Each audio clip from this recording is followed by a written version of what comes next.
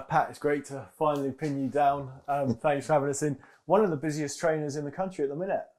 Yeah, well, it's getting that way. It's looking like that now anyway, yeah. You've done just about everything in boxing now. So manager, trainer, fighter, promoter. What's been your favourite role in the sport? I think basically all three really, because being a trainer, what's the point in training fighters if you can't get them out there? Being a promoter is like being able to get them out there and build them up. Managing them, it makes it easier because once I've built them up and taught them how to create selling tickets, building up a following and letting them go out there and then working with the likes of Frank Warren, it just says, this is a ready-made fighter. And most promoters and big promoters prefer to get a ready-made fighter rather than having to go through the whole thing of building them up, promoting them, doing all the hard work themselves. Do you get a similar buzz from getting the guys out, and whether you're putting the shows on or whether you're training them, to when you were fighting yourself? I think it's different, really. I get more excited for the kids. I mean, I can have a good kid in the gym, and I can see that this kid is going to be something special.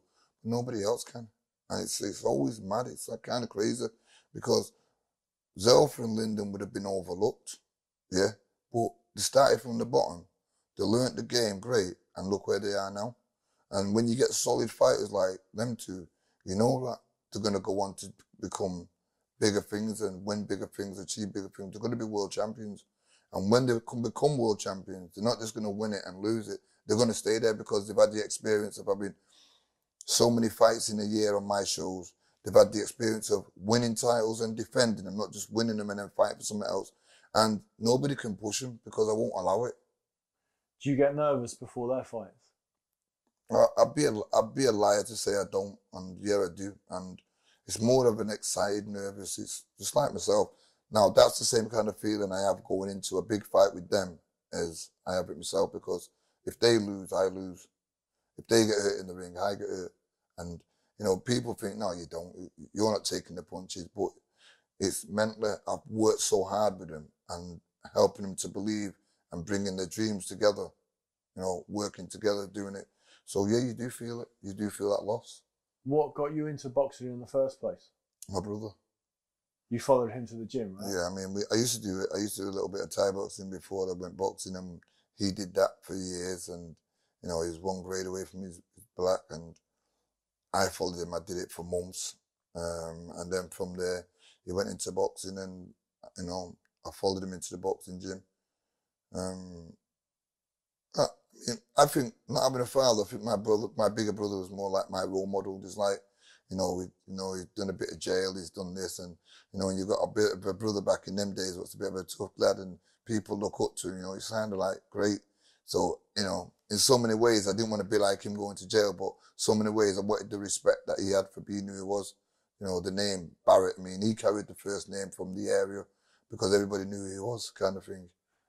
So did you not know your dad, or was he just not around? Of course I know my dad. It's just, doesn't mean just because you don't have a dad, you don't know him. I mean, of course I know him. It's just that my mum raised 5 of us, and my dad just wasn't in my life. I mean, I did meet him and see him a few times.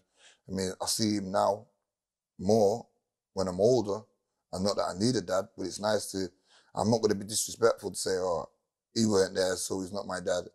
He wasn't there, but I'm going to still respect him. And, you know, I know he's got good intentions because I speak to him. He's back in Jamaica now, and I'm going to go out and see him this year.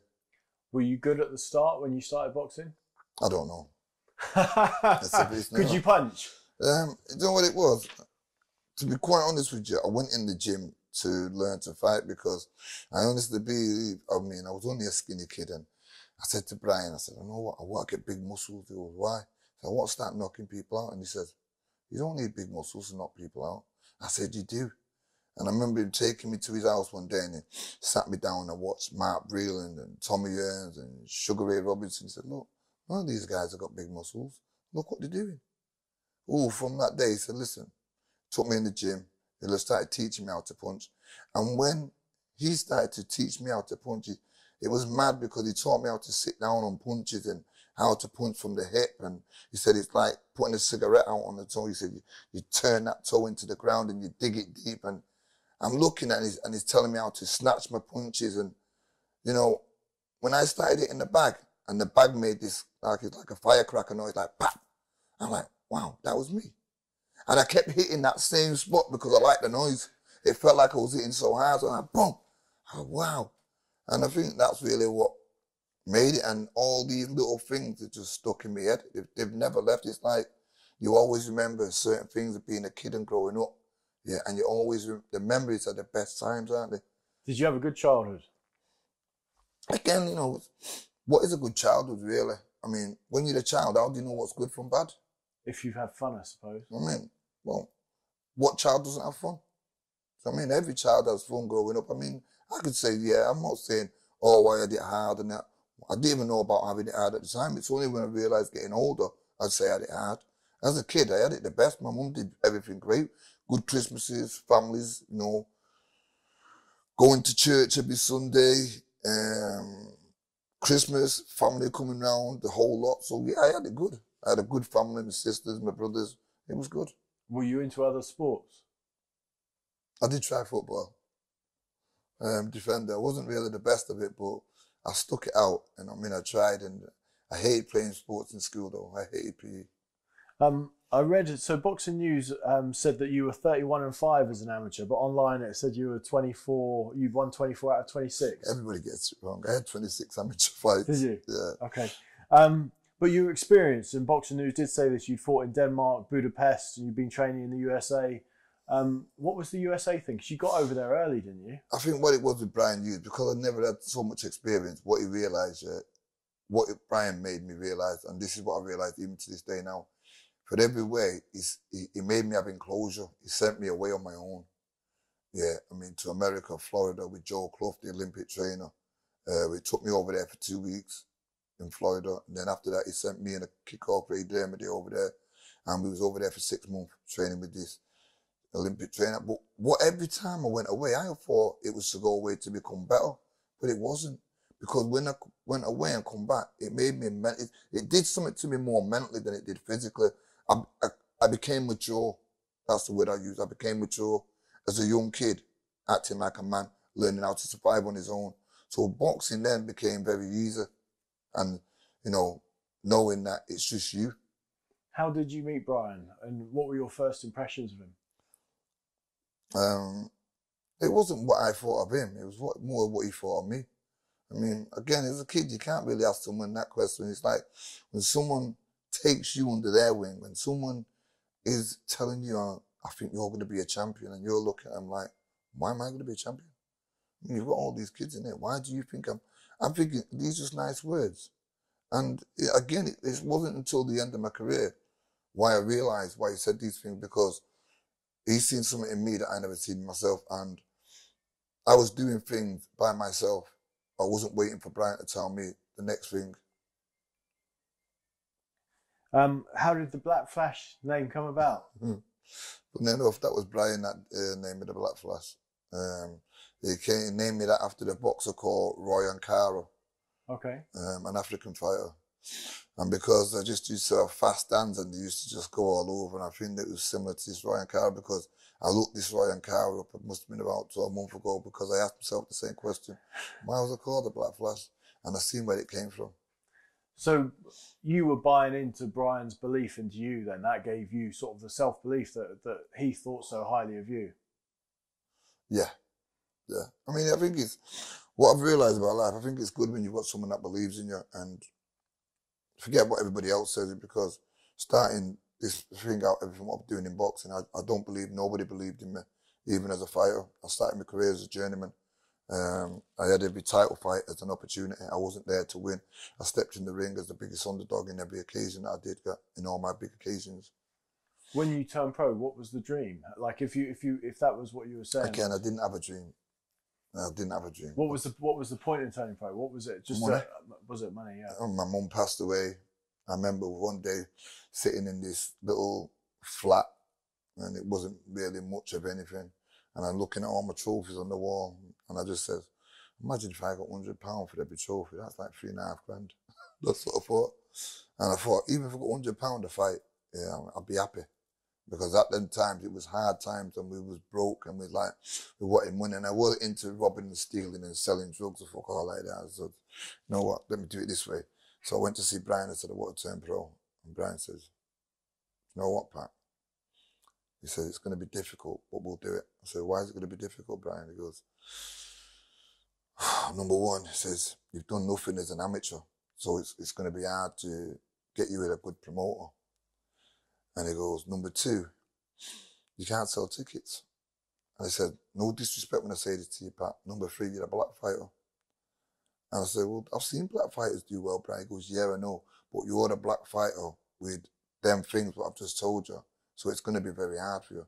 But leave it to me and I'll think of something. Anyway, the next day I see him, Jim goes, right, here's what we're going to do. I've got a plan. He goes, you're going to be a journeyman. I didn't even have a clue what a journeyman was at the time.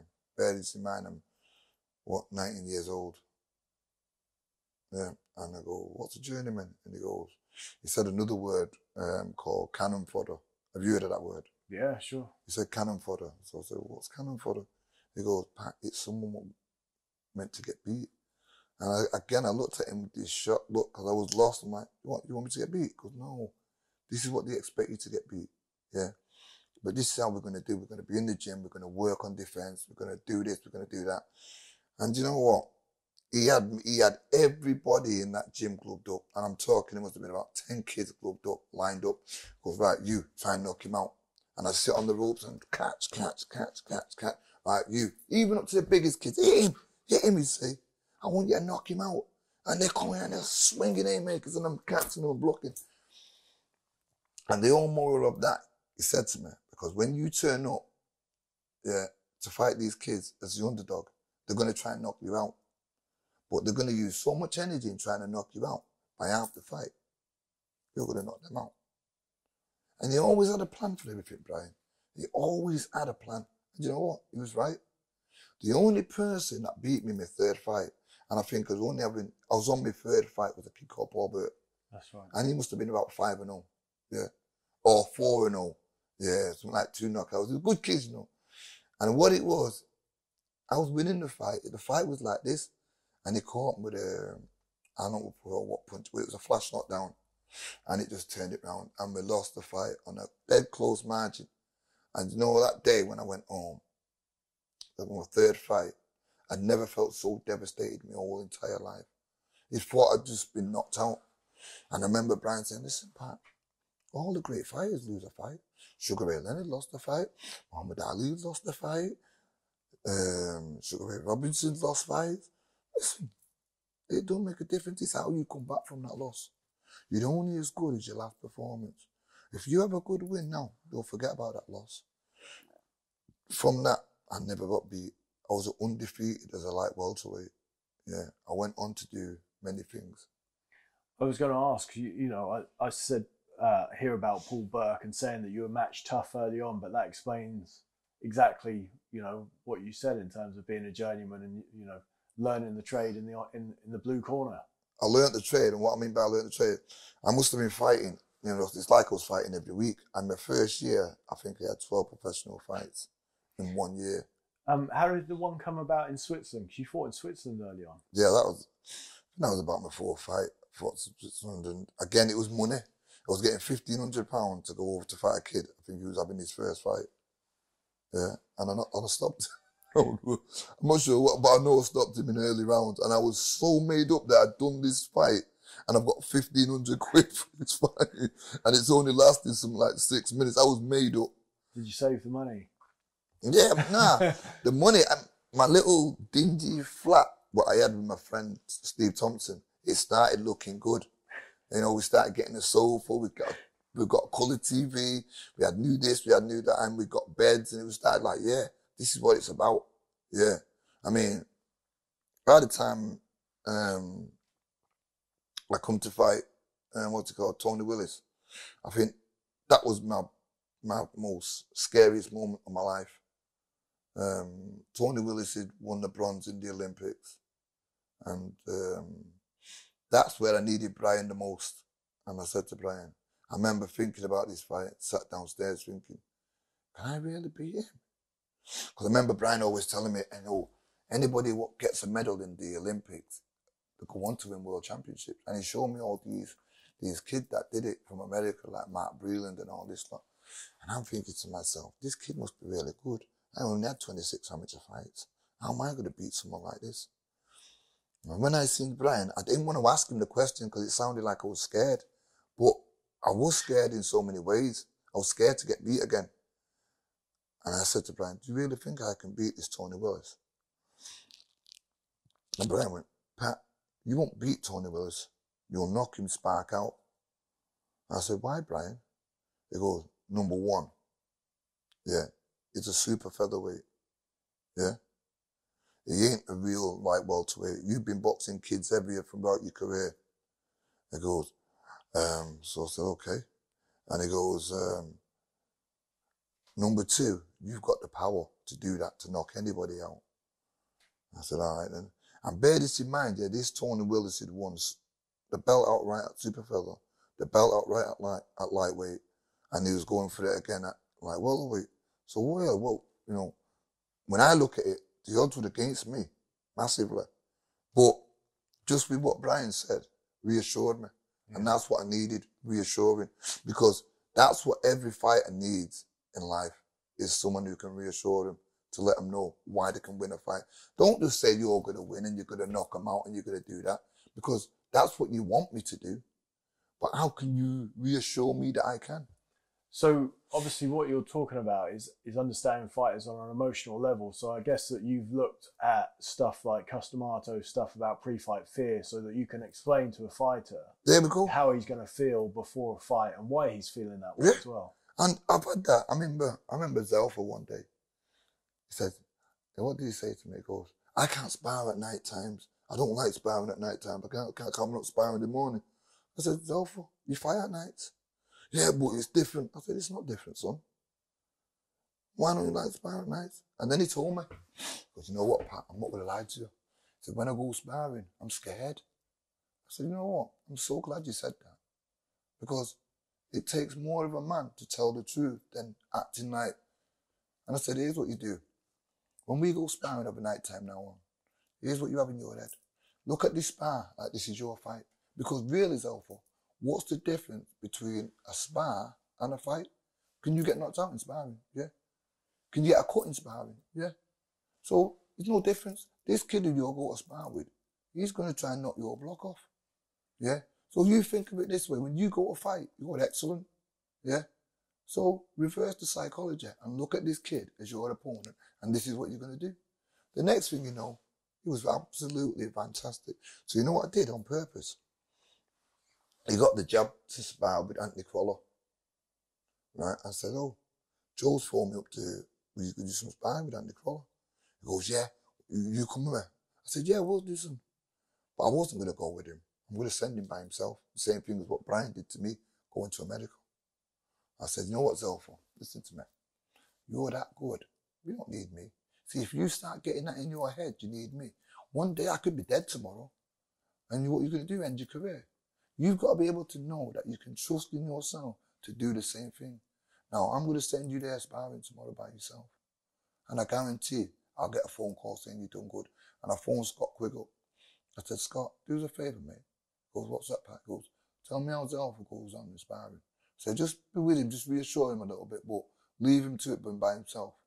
And he phoned back, oh, Pat, your Zelfa was brilliant. You should have seen him. And Zelfa come back, it was like a dog with a bone. He was so excited. I said, there you go. And just without that little reassurance and that little bit of leave, if I would have said to Zelfa, look, you shit, you this and that, how would you think that would have made him feel? I mean, there's a time where you have to sit down and stop being that tough trainer or that tough man to sit down and take that moment, put your arm around him and say, look, son, this is what you need to do. Do you know what I mean? So as a fighter, you were sort of a menacing intimidator though, but was that you understanding the mind games and how your opponent was feeling? No, I didn't understand that. I was never the kind of person to disrespect a fighter. If anything, I had so much respect for my fighter that the person was fighting that I would train so hard. I couldn't get him out of my mind. If I went to sleep, that'd be the first thing on my mind and the last thing on my mind. When I got up running, I'd be thinking about one fight, and I would look forward for the next day so much to say, I've been awarded a championship. I'm now the new British champion. I'm now whatever championship I'm fighting for. And the only one I never felt like that against was my name Galloway. You mentioned Tony Willis. Obviously, by the time you fought him, you'd fought in the States. You'd beaten Donnie Parker in Baltimore. You'd also won the Central Area title, beating Kevin Plant over 10. You'd won and lost against Sugar Gilbert. How would you say the surname? Sugar Jibaroo. And I'm going to stop you there. Did you say I lost? You won, or did you draw with him? No, I never lost. Let's resurrect that. No, it was a draw. Got a draw. Yeah, draw. Yeah, I got a draw. And he gave me the toughest fight of my life. I'll never forget that because I remember Brian Hughes said to me, from round one, he goes, I remember sparring with him. This guy devastated me in sparring. Gave me the hell of a spar that I wanted to pack boxing in. I never had a tough spar. I thought it was good, me. He made me realise. Anyway, I fought him to an 8-round draw. But for 4 rounds, I was hitting him with everything. And every time I come back to the corner, I remember Brian saying, listen, you'll knock this kid out the next round. And he kept saying that till it came to the 4th round. I'm thinking, you said that round 1. You said that round 2. When's he going to go? He was the boogeyman. He never went. Anyway, for 4 rounds, I couldn't run no more. And every time I sat on the ropes, it had this shot like Tyson, it'd go, boom, boom, and bring the uppercut and knock my head up. And as soon as my head went up, I run. I got off them ropes. And I couldn't maintain the movement.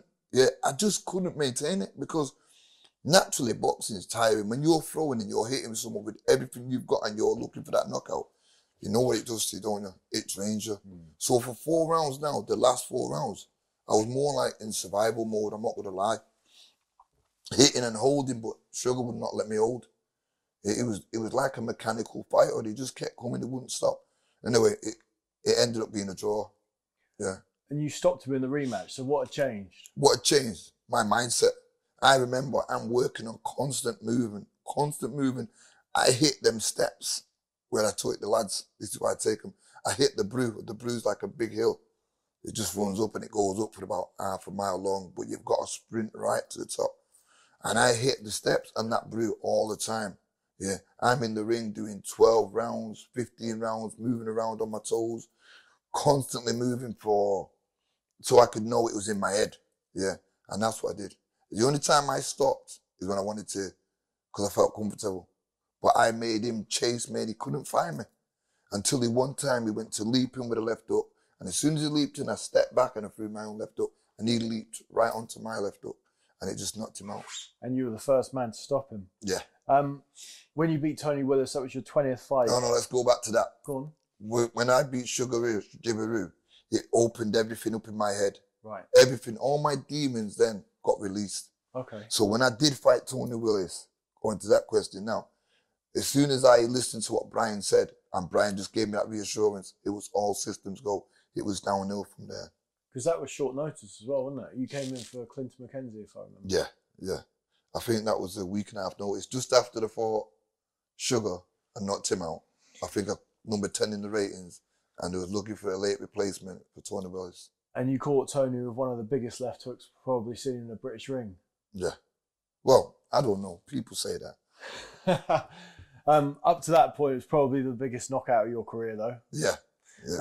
And then from there, you kind of transitioned, and I think I've heard you say this before, but transitioned from a guy who could stop opponents to a guy who was actually knocking them out. Yeah. What changed? Again, is this part mindset, or physically were you doing something different? No, this is the mindset. I mean, again, I had the best trainer in the world, and every time I listened to Brian Hughes, everything that he said, he was like the master. Anything that he says, I would make happen, or anything that he said I could do, it would happen.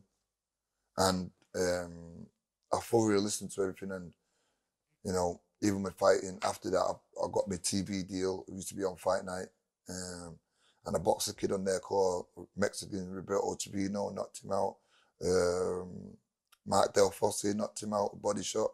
The knockout from Sugar Jibaroo was phenomenal. How it just went all the way. And then I had a bad fight against Robert Arkin. What was your relationship like with Mickey Duff? Yeah, it was good. But again, I don't have relationships with managers or promoters. Brian does it. My relationship was always with Brian Hughes. He did all the work for me. Right, okay. And obviously you placed all your trust in Brian. Oh, I put my life in Brian. Wasn't all the trust, it's everything I had. Who were your gym mates at the time with Brian? Who were you in there with? Delroy Wall, Ricky Burton. And you'd done some rounds with John Fury as well, hadn't you? Yeah. I mean, that was a daft question I asked Brian Hughes. I said to Brian, do I have to train this hard? I said, I'm knocking everybody out. So he didn't say nothing, right? So, John, just get in with Pat a minute. But John, I thought John was like going to take it kind of easy, you know. He's a big guy, I'm a little guy, but he kept chasing me. And I remember catching him and running, and I felt one punch off John Fury, which I blocked. Yeah, and that block sent me like more or less across the ring. And I thought, there's no way on this earth is this big man going to hit me once, because that's all it would take. And I kept remember running and dicking down and him trying to catch me, and there's no way of letting him catch me. Anyway, after 6 rounds of that, I thought, how many more am I doing? I was literally on my knees. I was dead. I've never felt so, exerted, exhausted in the boxing ring before. And Brian says to me, does that answer your question? And I thought, what does he mean by that? If you don't knock people out, that's what happens. And now I get that. So every time the hard work stayed where it was. For your European title fight in Italy, Boxing News said you were running 5 to 8 miles a day and swimming twice a week. You know what? I couldn't even swim. Were you trying to swim twice a week or not? Well, I did, but Brian was walking along the pool and he's telling me I'm thinking, wow, this is not training for boxing. I don't know where this idea came from. You know what I mean? You know what they say about black people can't swim anyway. I thought that you were some sort of swimming pioneer there. No, I mean, I think I learned to swim through Brian, really, and it was mad. He used to make me shadow box under the water, you know what I mean, and all crazy things. But you know what? Again, it worked. You question it, you disagree with it, you do it, you get the result. Yeah. The Boxing News headline was Italians are stunned as Pat KOs Calamati. There was another huge knockout. You know what? It was very hostile as well, but yeah, it was. I mean, again, going over to Italy and being the biggest underdog and everybody saying that I wouldn't win. I think what made me win that fight, because I had a bad fight with Robert Arkin and I went the distance. And I remember Brian saying to me, the press, they make you and they break you. Because 1 minute I was the best thing since sliced bread. And the next thing, oh, you can't punch, he's this and that. And it's, wow, how do you go from that to that? And I was only a young kid, and it got to me. And I remember Brian saying to me, listen, Pat, don't let that get to you. You're only as good as your last performance. Yeah. The press, they make you and they break you. Listen, you have a good performance, and that will be all forgotten about. And funny enough, I should have boxed Tony Acubia to defend my British title. And it was a Manchester derby. He was from Champs Camp. And I really wanted to fight because everybody was talking about Pat Barrett and Tony Acubia and who's going to be the best and this and that. And I really wanted to fight. And my macho egos, I'm like, Brian said, no, listen, we're not going to take this fight. We're going to go to Italy. I said, but Brian, I want to win this belt outright. I want to fight. And Brian said, listen to me, Pat. You're going to have a tough fight with Tony Acubia for less money, okay? At least when you go over to Italy, you're going to make the most money you've ever made in your life. And not just that, there's a possibility you can get a world title because this is 3/4 of the world. Now you think about it, right? Now I never steered your career wrong and I'm not going to steer it wrong now. This makes more sense. So I thought, okay then. I had to relinquish the belt, the British title belt. Went over to Italy and it made more sense what Brian said. And when he told me how much I was getting, that belt was definitely being given up because this was the biggest payday I ever got. So the belief was that you'd follow in the footsteps of Alan Minter, Maurice Hope and Lloyd Hannigan, who won European titles in Italy and went on to win world titles. In terms of, in fact, just going back to that, Mickey Duff said afterwards, Pat Barrett's aim is to be the first man to defeat the great Julio Cesar Chavez. Yeah. Was that the goal? Yeah. And you know what? At light welterweight, I mean, we can never say what happened. I mean, probably a lot of people would disagree with me. It was just like Lyndon going over and beating Anthony Adden. Everybody disagrees with everything together. But I really do believe that at that moment in time and the way my career was going, I could have beat anybody. Were there talks with you and Chavez? Yeah, big talk. And it was meant to be happening. And I think the only thing what really got me a bit too much, I mean, I found myself defending the European title too many times. It must have been about 4, 5 times, something like that. I defended it and I wasn't happy defending that many times. I wanted to win it and I wanted to defend it and I wanted to defend it. But, you know, it just went on and I wanted the world title. You mentioned Champs Camp there. What was the relationship like between Brian and Champs Camp? Brian used to train Phil Martin back in the day. So there was no one, what you call it. I mean, Phil Martin was great. He had like 5 British champions in his gym. Did you go there for sparring at all? No, never. It wasn't like that. No, never. You mentioned about how hostile it was. Boxing News said you were denied the opportunity to be presented with the belt in the ring and had to have a police escort back to the dressing room. Yeah. We Doesn't couldn't sound celebrate. very pleasant. Yeah. Well, when you're that made far away from him. But then the funny thing is, the day after that, when we seen all the Italians, they were great. They were getting pictures with us. They were shaking hands. They was being really nice. We was being really paranoid that, you know, we was going to get attacked as we was walking around. But there was not. There was absolutely the opposite. I think it was just his fans at the fight. Calamati said the scar of the KO was so bad that he might not fight again. Did you know that? He said that at the time. No, I didn't know that, no. And also, I saw that Brian was suspended from your corner that night. Do you know why he wasn't in the corner that night? I can't remember. I think what it was to do with a fighter that turned pro that used to change his name to Tony Dodd, I think, and Lance Williams. And I mean, this fighter was one of the best fighters I've ever seen, ever. Super featherweight Lance Williams. And he absolutely went over and gave that Jimmy Paul from the Kronks a really terrific top spar that he probably never forget it. And he was something great. He was a black belt in full contact karate. He was a Thai boxer. He was everything, but his hands, I remember he used to spar with him, his hands were so fast that he thought he'd been hit 3 times. You know what I mean? He was remarkable. Well, and he made a comeback under a different name. And I think Brian worked with him because he'd had 6 fights under that different name. And they said that he had cataracts in his eyes, his eyesight was bad, but he still won them 6 fights. And because they said Brian knew, they suspended Brian from, I think it was for 12 months. Right, okay.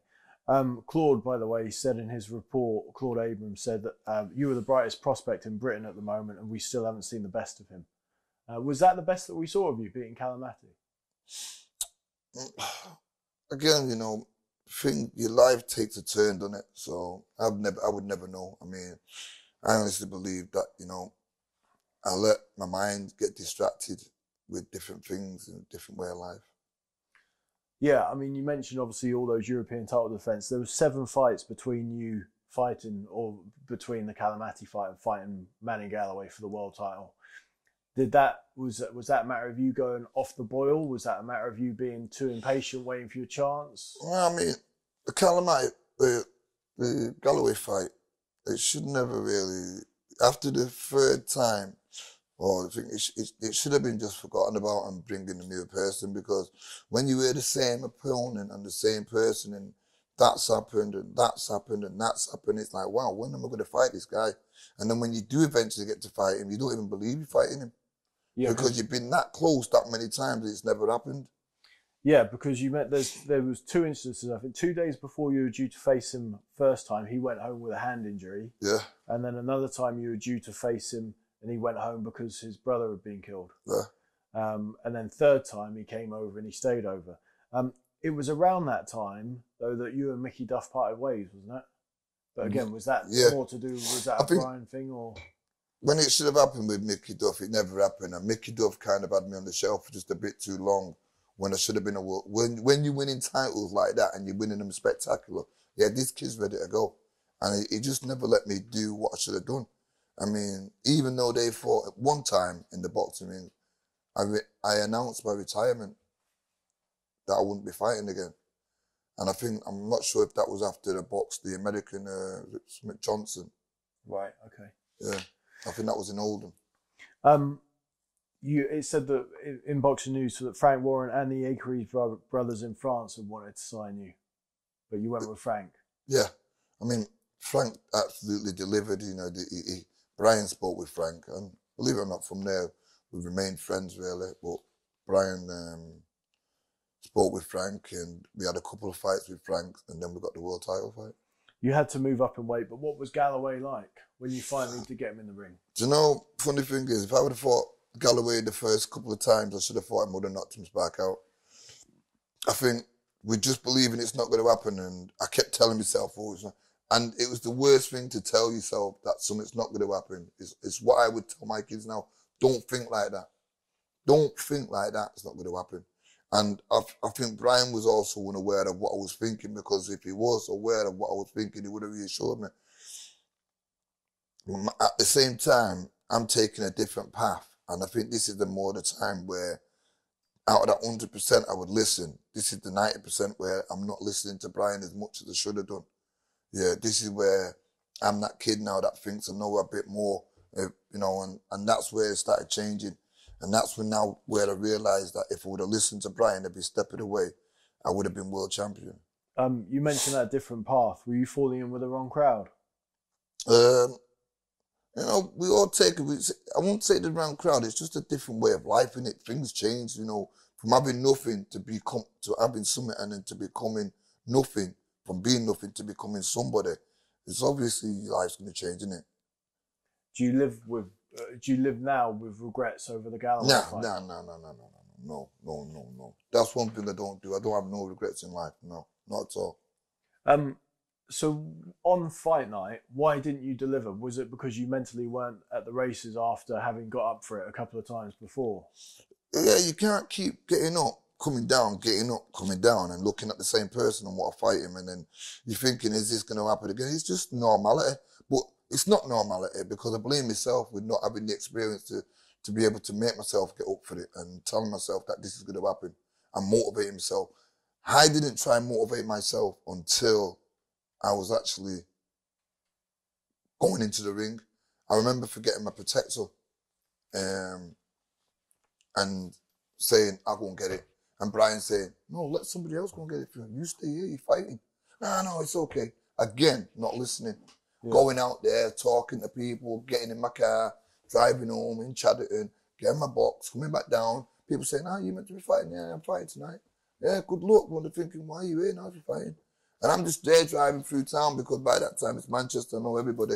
And I'm chatting with people, and then I go back into the arena. And this is a guy that's fighting for the world title. So his mindset is not there. Yeah. Where is his mindset? Why would you be doing that if you're fighting for the world title? How hard was it to take that loss when the opportunity had sort of come and gone? I think I've never watched the fight. I've tried never to watch the fight. And I think when I think about it, I think, you know what? But everything happens for a reason in so many ways in life, because I've never been knocked out throughout my career. That's the greatest thing ever. That I can sit here and say I've never been knocked out in the boxing ring. So, but then at the same time, it's like, now it's what I can teach. Yeah. Anybody what doesn't listen to me in my gym, there's the door. See you later. Because I'm very regimental, because I know what this game's about. Yeah. And I'll never doubt anybody. Yeah. Or if I see that I'll always give a kid a phone call later on after training and let them know the reason why and how. Yeah. They don't just go amiss and think, he's what you call it. They know that I'm doing it for them. So, I mean, I'll sit them down, I'll talk to them, and I'll explain to them after every session. We'll sit all at the ringside, and I'll explain to them, look, lads, this is why. So it's a team effort. In terms of going amiss, Boxing News alluded to the fact that they thought that you would go missing in some fights. Is that fair to say? Did you lose concentration, or were you distracted in some fights? I'm just thinking, if the fight's not up to scratch, then I would come down to their level. If I'm getting, it's like when you get Man City that will play a rubbish team, they'll drop.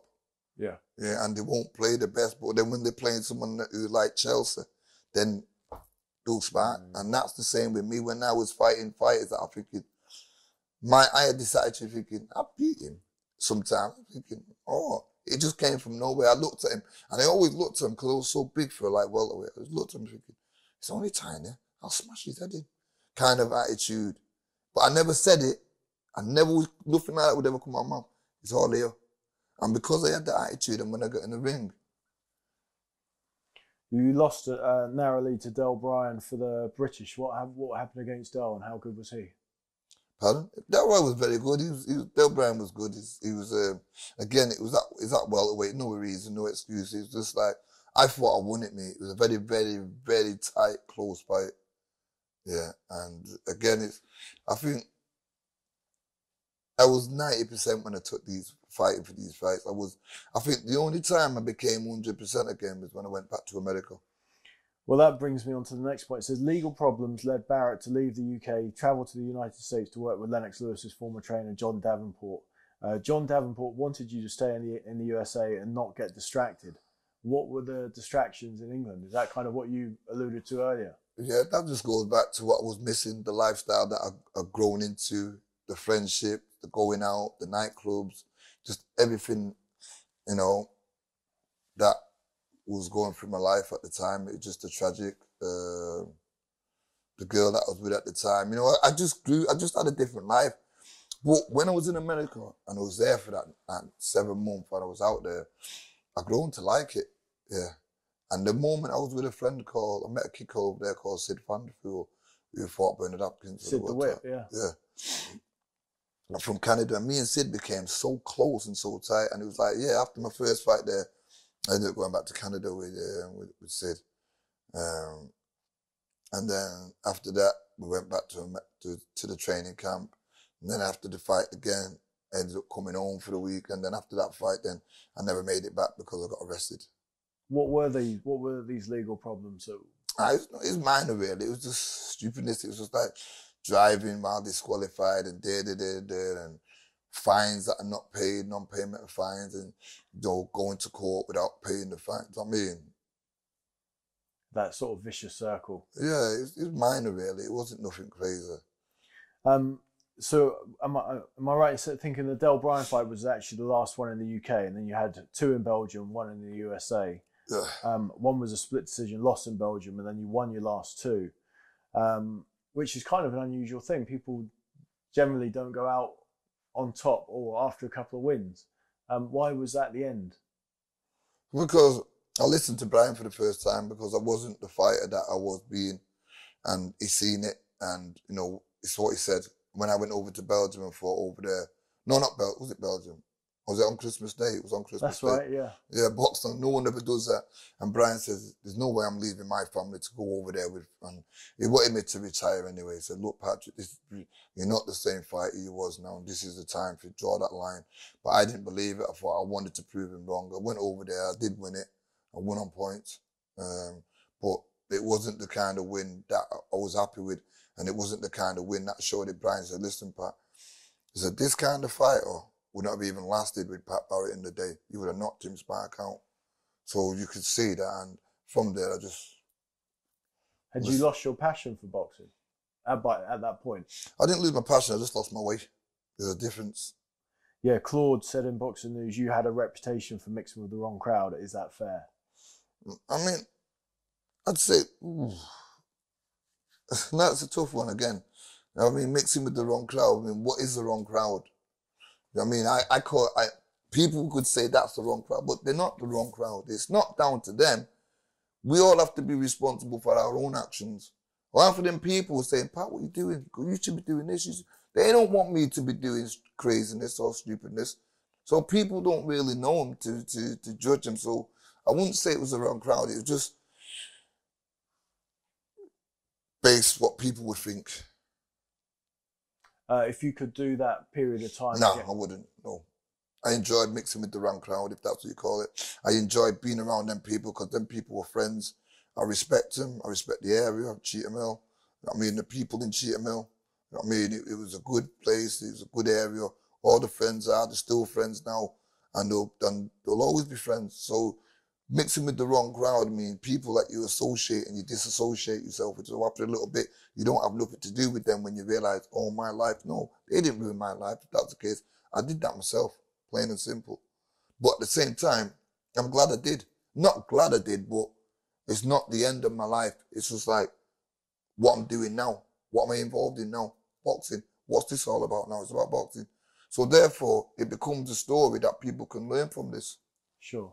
What was your prison time like? Was it hard?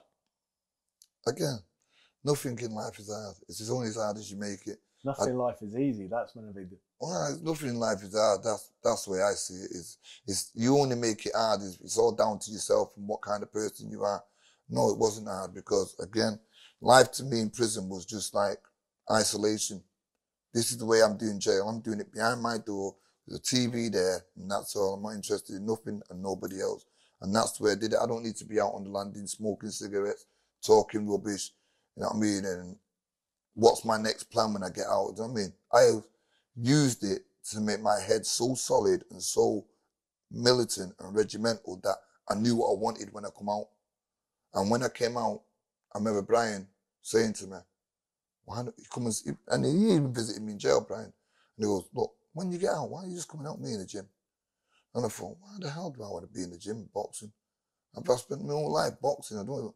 But then when I came out, when I was sitting there thinking about it, I'm thinking, I owe it to this man.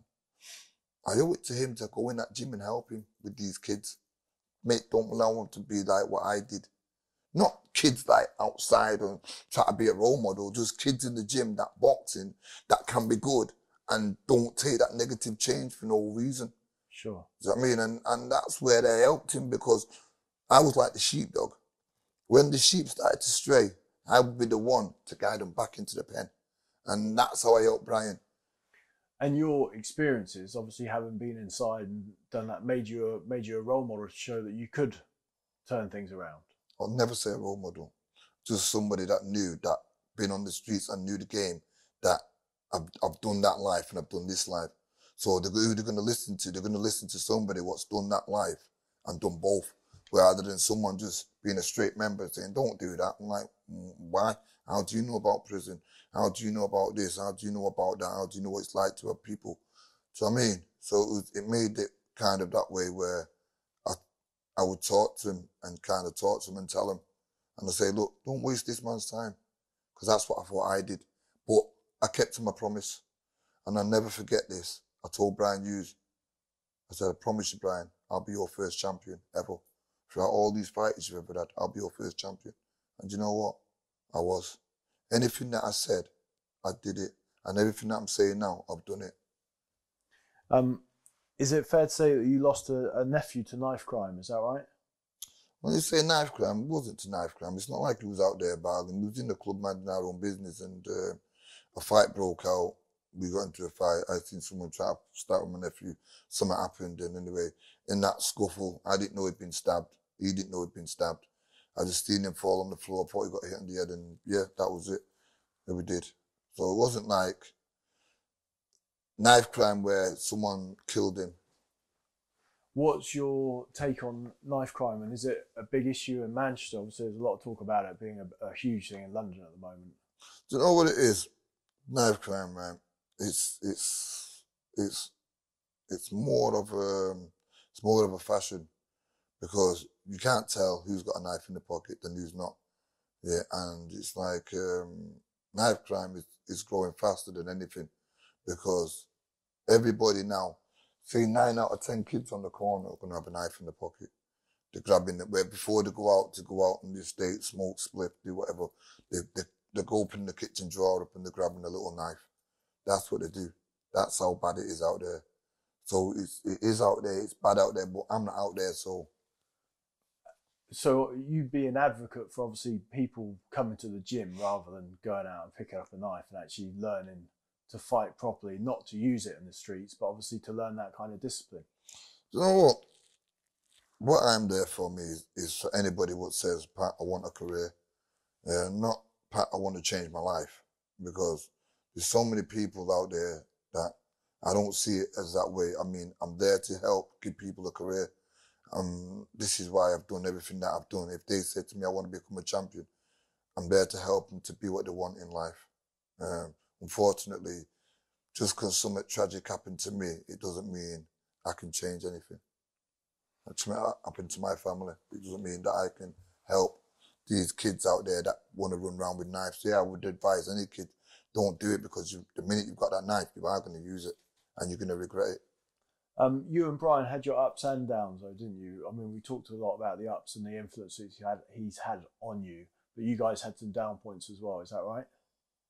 When you say down points, what do you mean? Well, did you fall out, you and Brian? No, I think we had our disagreements, just like a father and son would have disagreements. It wasn't, no matter whatever happened between me and Brian, I loved that man regardless what. So, you know. What was your relationship like with other fighters that he had? So people like Robin Reed, Farnell, Gomez, those guys. Brilliant. I mean, Brian was really good. He allowed me to train Robert Reed for the Nardiello fight and Robert Reed for the Henry Wharton fight, and they were two of his best fights of his career. That Brian allowed me to train him. He said, "I want you to train him." Yeah, and I was like, "Wow, that's a big thing." Yeah. And then he made me. He let me train Michael Jennings for Takaloo, and he made me. He let me train. What's it called? Against Bradley Price, Matty Hall. Okay. Against Bradley Price. You know, and you know, he made me get involved in big fights just to get that experience. And he said to me, "Look, I believe you're good enough to do that." And he allowed it. He said, "Pat, you know what?" He says, "You're the kind of trainer who's going to be like Emmanuel Stewart." And that's what he said to me years ago. And that was, to me, was a massive compliment in any way for Brian to say that. But now I know why he said that, in the belief, not that anything like him, it's just the mindset of a coach and what you can make a fighter do. Sure. And how you can change a fighter's career and change a fighter's life by getting into the head. It's not about what you can do conditioning them. It's what you can make. It's how you can make them think. It's how you can make them change the duration of. Say, for instance, a fighter's losing a fight, 6 rounds down. How do you make them come back? Yeah, you know what I mean? It's like a fighter, say, thinking, "I can't do this last run," but then you make him do that run, that last sprint, like it's the first one. Yeah. So I mean, and it's how you can get into a fighter's head. You can make him do anything, and that's what Brian could do. Brian could make me come from being tired to having all the energy in the world. It's just a certain voice. It was a calm, soothing voice, not shouting. He just knew how to just trigger it off. So have you always had the self-belief since you met Brian, or have there been periods of time in your life post-meeting Brian, where you have doubted yourself and questioned yourself? Of course I've doubted myself. I've said that before. Of course I've doubted myself. Who don't doubt himself? It's what I said about Tony Willis. I doubted myself then because Tony Willis is a bronze medalist, and of course. But then you have people like Brian that reassure you. That's what I said. Yeah, of course. I'm not going to sit here and say I never doubt. Of course I did doubt myself. It's only normal to doubt yourself. And it's what somebody else do. It's like kids having good parents. Parents tell the kids they're going to do nothing, you're going to be nothing in life. Then that's what they are going to be. A kid thinks they're going to be nothing in life. The parents say, "Listen, you're going to be the cleverest, smartest person." I mean. Do I remember Ricky Hatton telling me once that he moved around with you when he was young? Yeah, he did actually, yeah. It was I remember Brian said, "I like this kid, I wouldn't mind training this kid." He said, and I'm more or less like my retiring age, and just Brian used to always make me go in the ring with people. He did it with Robert Reed as well. And yeah, I did, yeah. What was that? What happened? How old was Ricky, and were you impressed with what you saw that day?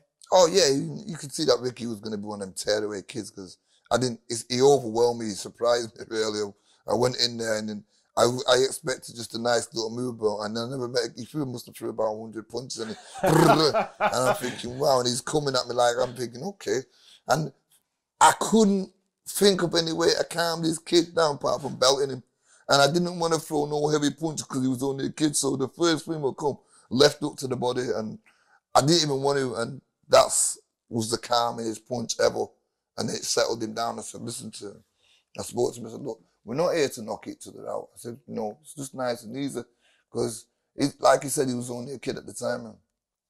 And there's nothing to get all thingy about it, because he went on to become one of the best world champions in Manchester. And I think he always holds it like as a lesson that he learnt that day. I don't think he dines out on it at all. I think it was just one of those. It was a great experience for someone his age to learn from someone like you. Well, what he did say, he said to me, me and Ricky chat, and we chat a lot, and he said to me, you know what time, you guys? I remember sitting in the back of the car with Dad driving. I said, you know what, Dad? He goes, what? He said, I want to learn a punch like that to the body. I said, I want to learn, that's what I want to do. And next thing you know, he's knocking everybody out. He's killing people to the body. And that's what I'm trying to say. It's good, really, because when I used to go to America, and what I took from America is I found myself. And Ricky went round to different gyms sparring with different pros, coming from being a good amateur, and he found himself. And sometimes it's hard to do. So, you know, I rate him for that. Are there trainers that you admire out there today? And if so, which ones? I know what? I'm sorry to say, there isn't really. Like I said, I only look at Brian Hughes, and everybody's doing their own thing, really.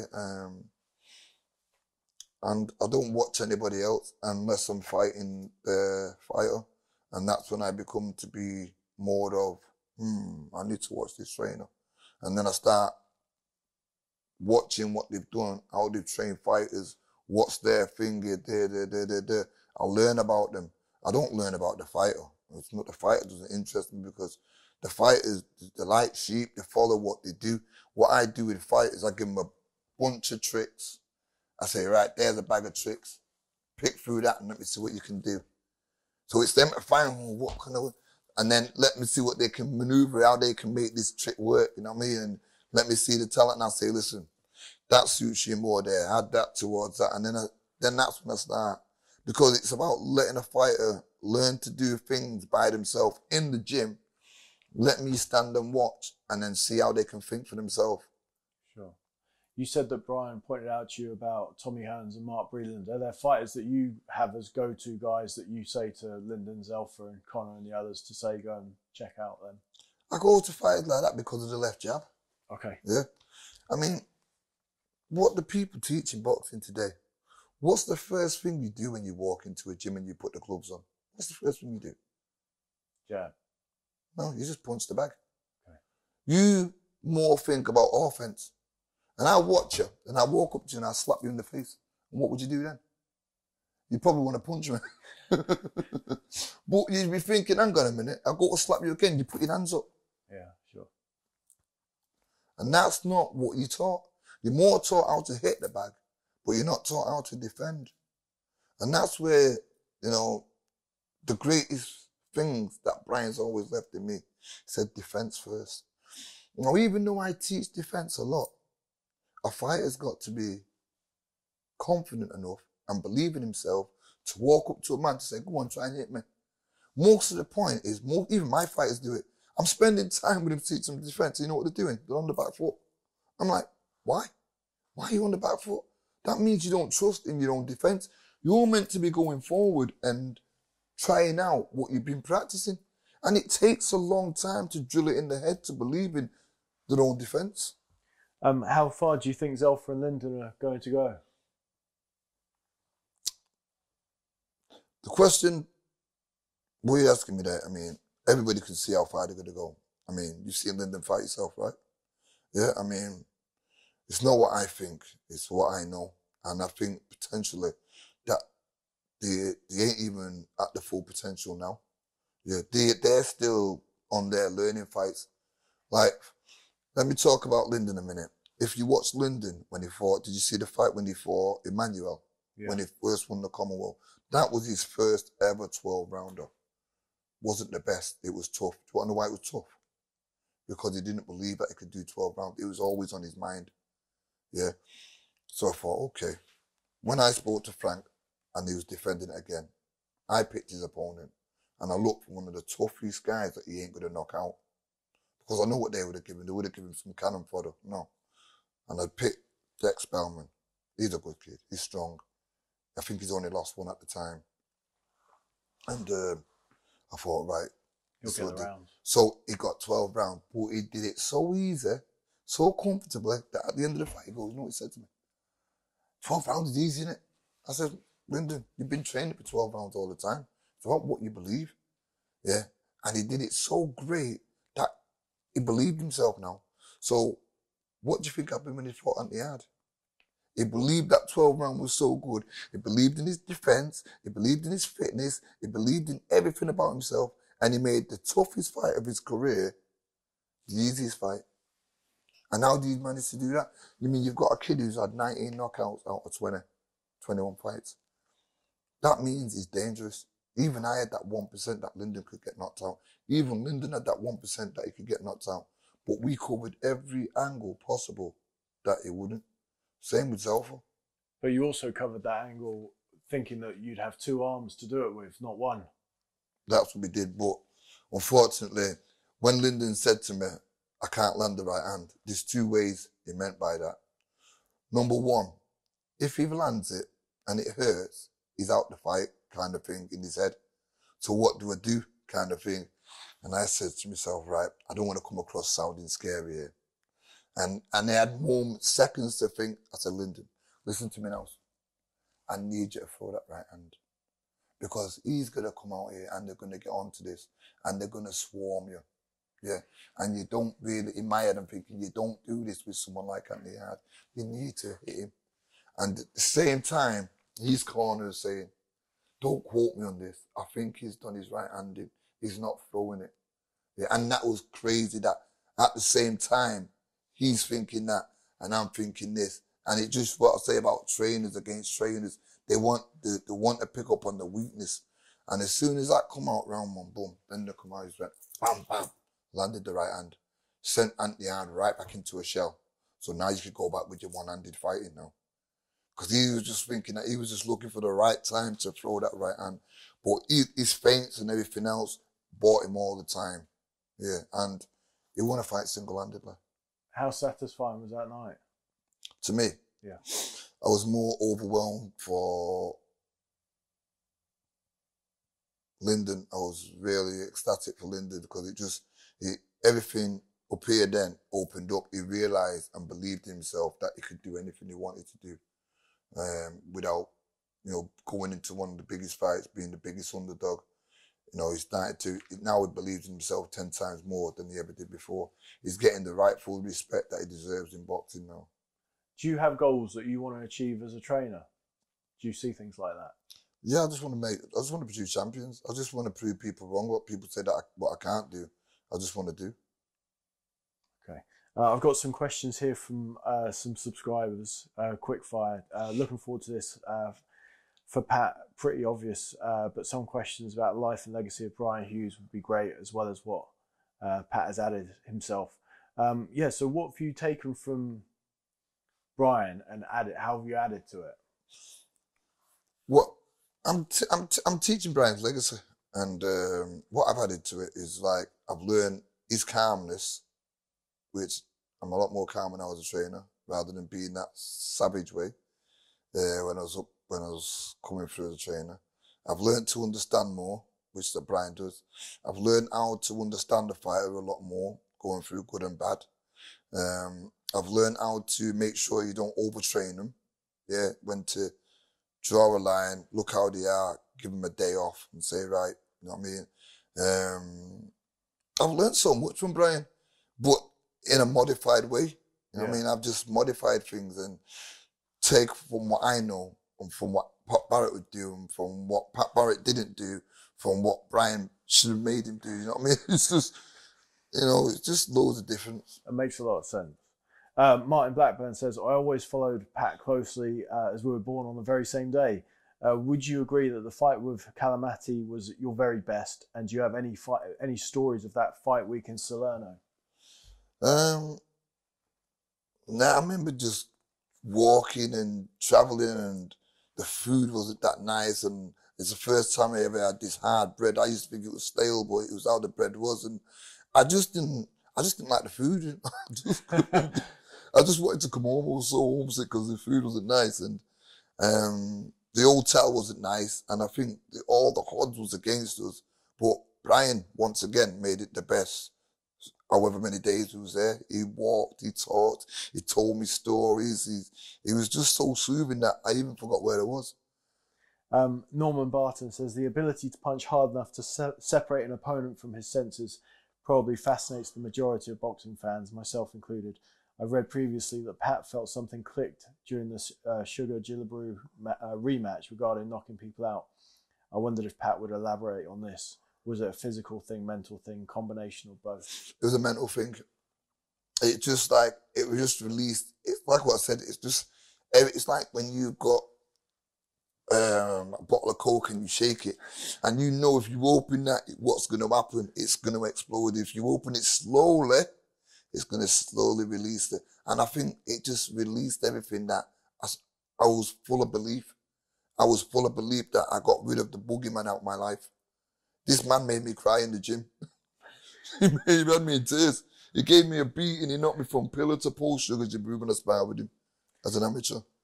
Jamie Ingleby says, please pass on my best to one of my favourite British fighters and now coaches. As a coach, I would ask, how have you developed your coaching style?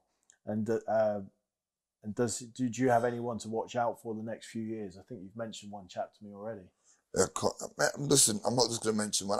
When I say I'm bringing through the next generation, it's a set of fighters, it's an handful of fighters. You don't need a gym full of fighters. And I can work with them. And I've got, the good thing about the crops that I've got, they're coming from my own gym. Yeah, he's come from a different gym, Middleton Select, but he's come to me and turned pro with me. So it's more or less like my own fighter, where I've got my own amateurs that I'm turning pro, like I've done with Zelfa and Lyndon, and I can guarantee him a career. That's one thing I can say. I can guarantee my fighters a career. Another thing from Will Buckley, actually, what was it that made Brian so good at getting the best out of his fighters?